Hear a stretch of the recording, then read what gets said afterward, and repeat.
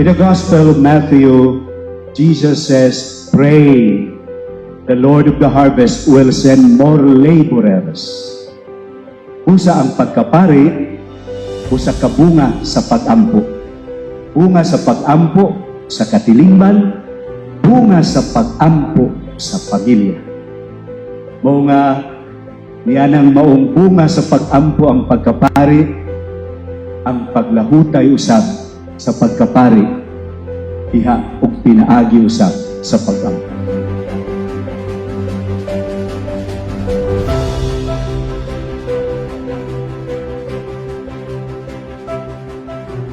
Words are not enough to express my deepest and sincerest gratitude to all those who have been a part of my journey towards this sacred calling that God has given to me, this unworthy and weak servant.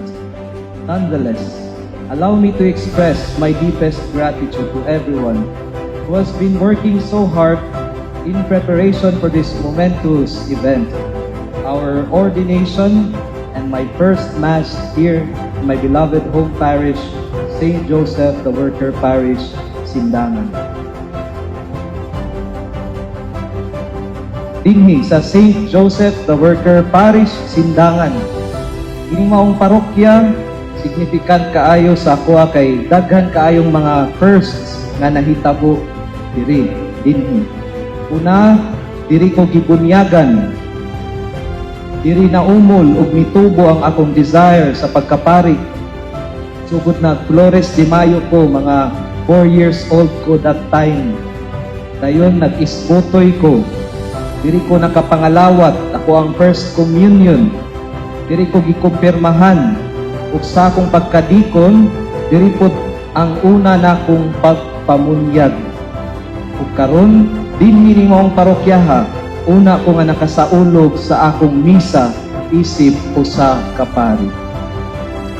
Nagtuo ko nga dili lang ni aksidente, kundi gihanay, giplastar o giplano tanan sa Dios, inubanan sa pangama sa atong pinanggang patron, Senyor San Jose nga mamumuo. Mao ang ako pong gipahinungod kining maong primera misa sa atong patron isip pagpasalamat sa iyang makanunayon ug gamhanan nga pangama.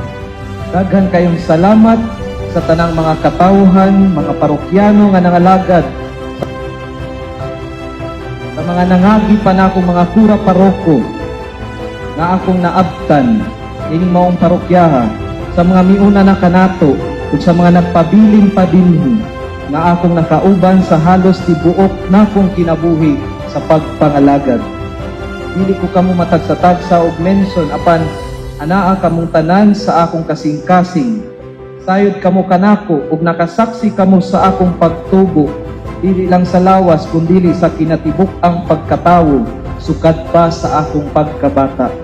Pagka-altar server, hangtod nga nahimo kong seminarista, hangtod nga naordinahan sa pagpangalagad. Sayod kamo nga pinangga ko kamong tanan.